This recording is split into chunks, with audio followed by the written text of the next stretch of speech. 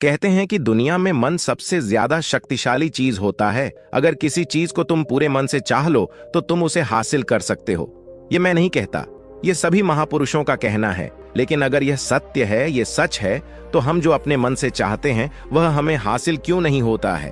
भाई, कोई भी इंसान अपने मन में तो दुख नहीं चाहेगा, लेकिन वो रहता तो दुखी है।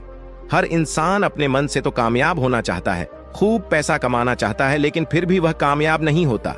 भला ऐसा दुनिया में कौन इंसान होगा जो अपने मन में यह चाहेगा कि मैं नाकामयाब रहूं या मैं पैसा ना कमाऊं? सोचने की बात है। तो इसमें दो चीज निकलकर सामने आती है, या तो वह महापुरुष गलत थे जिन्होंने यह बात बोली कि मन से चाहे हुई चीज हासिल हो जाती है, या फिर हम गलत हैं। आज की पोस्ट में मैं जो कहानी बताने वाला हूं उसमें आपको एक ऐसा मंत्र मिलेगा। उसे समझने के बाद आपको एक ऐसा मंत्र का पता चलेगा जिससे आप यह समझ पाएंगे कि अपने मन से कोई भी चीज कैसे करवाई जाती है, मन में किसी भी बात का बीज कैसे बोया जाता है। या इस कहानी से आपको अच्छी तरह से समझ में आ जाएगा और इससे आप यह भी समझ पाएंगे कि आकर्षण का नियम, लॉ ऑफ अट्रैक्शन, कैसे काम करता है। कहानी छोटी सी है लेकिन बहुत ही गहरी है। इस वीडियो को पूरा लास्ट तक देखना तो आप अच्छे से इस कहानी का पूरा लाभ ले पाएंगे। तो चलिए कहानी शुरू करता हूं और समझते हैं कि मन को कंट्रोल कैसे करते हैं। एक बार की बात है, एक आदमी के जीवन में सिर्फ दुख ही दुख थे। वह जो भी काम करता उस बेचारे का वह काम पूरा ही नहीं होता। घर में आता तो घर में क्लेश बना रहता, किसी से कोई मदद मांगता तो कोई उसकी मदद नहीं करता।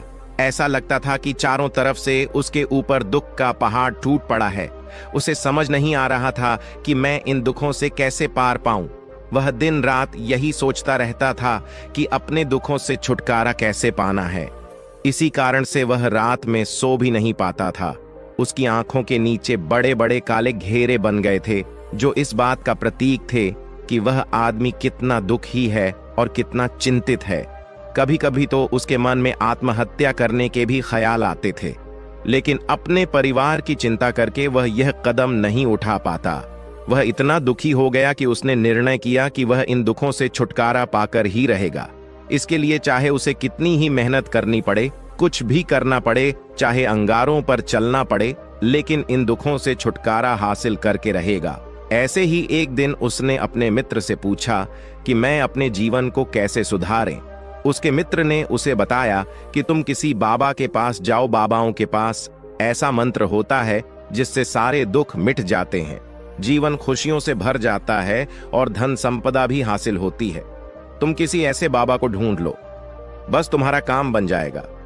उस आदमी के मन में यह बात पूरी तरह से पक्की बैठ गई कि कोई बाबा ही मेरा दुख दूर कर सकता, और इसीलिए उसे किसी भी बाबा के बारे में पता चलता तो वह उस बाबा के पास पहुंच जाता, उस बाबा को अपनी समस्या बताता और उससे उसका समाधान पूछता और कहता कि बाबा, मैं कुछ भी करने के लिए तैयार हूं, लेकिन मेरी इन समस्याओं से मुझे छुटकारा दिला दीजिए। आप जो कहेंगे मैं वह करूंगा, लेकिन मेरे जीवन को सुधार दीजिए। बाबा उसे कुछ टोने टोटके बताते थे करने के लिए, और बदले में दान दक्षिणा ले लेते थे कि यह टोना टोटका करने के बाद तुम्हारे घर में सुख शांति बनी रहेगी। बस इस टोटके को पूरी विधि के साथ करना। वह आदमी घर लौटकर पूरी विधि के साथ टोने टोटके करने लगा, लेकिन बहुत टोने टोटके करने के बाद भी उसके जीवन में कुछ बदलाव नहीं आया। इसके विपरीत उसका जीवन और ज्यादा दुखी हो गया। जो भी बाबा उसे टोना टोटका देता था वह बदले में उससे दान दक्षिणा लेता था, जिससे उसका धन भी धीरे धीरे खत्म हो रहा था। इससे उसके जीवन में दुख और ज्यादा बढ़ गया।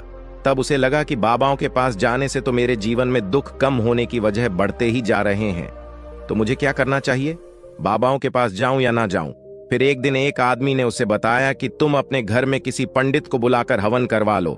हवन होगा, घर शुद्ध हो जाएगा, कोई भी बुरी ऊर्जा होगी घर में तो वह घर से बाहर चली जाएगी। किसी पंडित को बुलाकर पूरे विधि विधान, उसे मंत्र उच्चारण कराओ, हवन कराओ, जिससे घर में सुख शांति आए। उस आदमी के मन में यह बात बैठ गई और उसने एक पंडित को अपने घर पर बुलाकर हवन करवा दिया। हवन अच्छी तरह से संपन्न हुआ। बदले में पंडित ने भी अच्छी दान दक्षिणा ली और उसके बाद वह वहां से विदा हो गया। लेकिन कुछ दिनों के बाद उस आदमी को महसूस हुआ कि उसके जीवन में अभी भी कोई बदलाव नहीं आया है। अब वह आदमी पूरी तरह से दुखी हो गया और ज्यादा परेशान हो गया। अब तो उसे लगने लगा था कि मेरे जीवन में से दुख कभी खत्म ही नहीं होंगे, और यही सोच सोचकर उस आदमी का बुरा हाल हो गया था। फिर एक दिन उसे अपने मित्र से एक ऐसे बाबा के बारे में पता चला जो समाधान बताने के लिए कोई दान दक्षिणा नहीं लेता था। उस आदमी को लगा कि यह बाबा दूसरे बाबाओं की तरह नहीं हो सकता, क्योंकि यह तो दान दक्षिणा लेता ही नहीं, और अगर दान दक्षिणा नहीं लेता तो यह सच में कोई सिद्ध बाबा होगा। और यही सोचकर वह उस बाबा के पास पहुंच जाता है।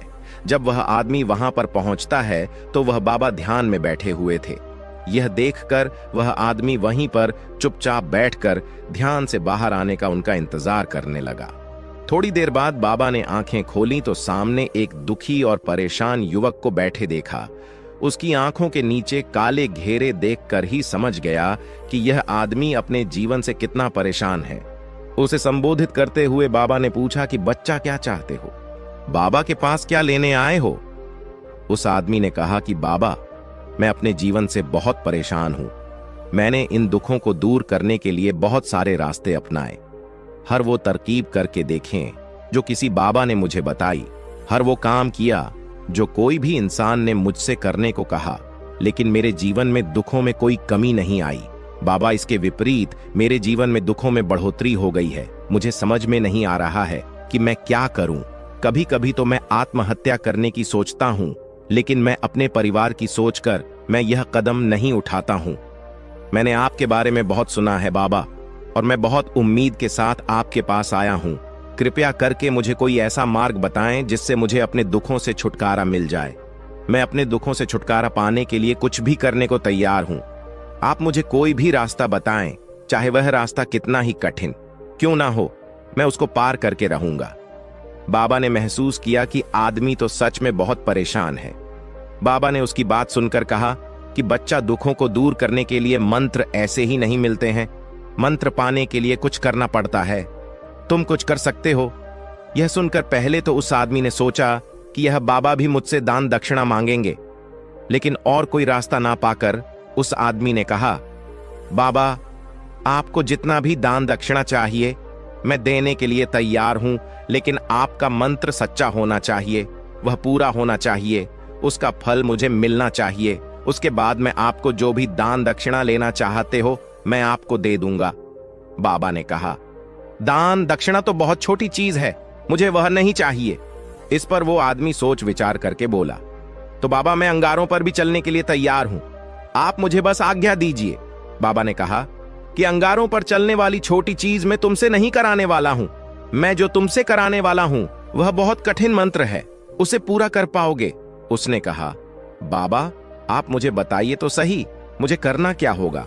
मैं कुछ भी करने के लिए तैयार हूं। इस पर बाबा ने उसे कहा कि यहां से जब तुम अपने घर जाओ तो रास्ते में अपने मन में यह दोहराते जाना कि मैं सुखी हूं, मैं सुखी हूं।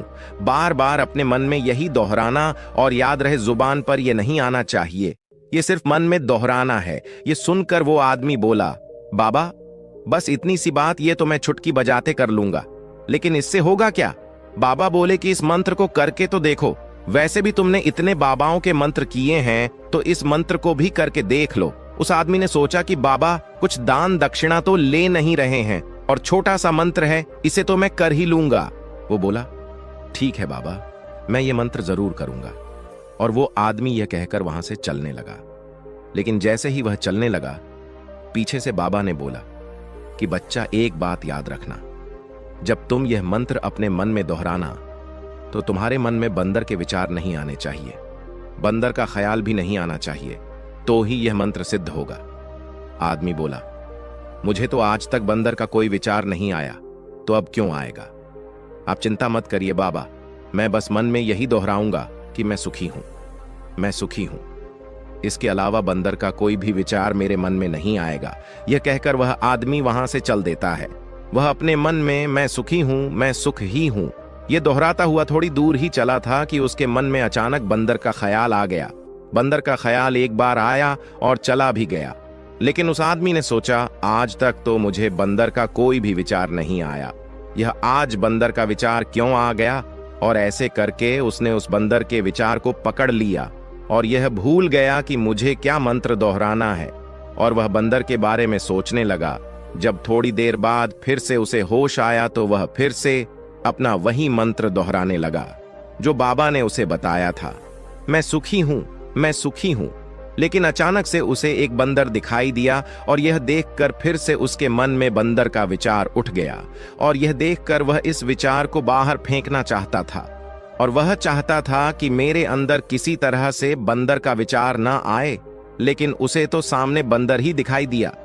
ऐसे ही जद्दोजहद करते करते घर पर पहुंचा, और घर पर पहुंचने के बाद अपनी पत्नी को कहा कि हे बंदरिया, मुझे खाने में बंदर परोस दो। और जब उसे एहसास हुआ कि उसने क्या बोल दिया तो वह अपने बाल नोचने लगा और दीवारों में सर मारने लगा कि आज तक मुझे बंदर का कोई भी विचार नहीं आया, और आज मुझे यह क्या हो गया है कि मुझे हर जगह बंदर ही बंदर नजर आ रहे हैं। ये कैसी माया है। यही सोच सोच कर वह आदमी रात भर सो नहीं पाया, रात भर करवटें बदलते रहा, और सुबह उठकर सीधे उसी बाबा के पास पहुंच गया और उसके चरणों में गिरकर कहा कि बाबा, पता नहीं क्या चमत्कार हो रहा है, आज तक मुझे बंदर का कोई विचार नहीं आया, लेकिन कल से जब से आपने मुझसे कहा कि बंदर का विचार नहीं आना चाहिए, तब से मुझे हर जगह बंदर ही बंदर नजर आ रहे हैं। उस आदमी ने कहा कि बाबा, मुझे तो आपके पीछे पेड़ पर बैठा बंदर केले खाते हुए दिखाई दे रहा है, ये हो क्या रहा है बाबा? ये सुनकर बाबा हंसने लगे। हाँ हाँ हाँ हाँ बच्चा, मन का जाल एक ऐसा जाल है जिसे समझ पाना इतना आसान नहीं है।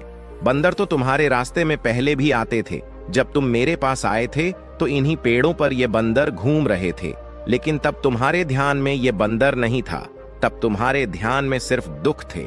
इसके बाद बाबा ने उसे बताया कि बच्चा, हम जिस चीज से भी दूर भागना चाहते हैं वही चीज हमारे मन में बहुत गहरे में प्रविष्ट हो जाती है और हमारे अंतर मन में समा जाती है।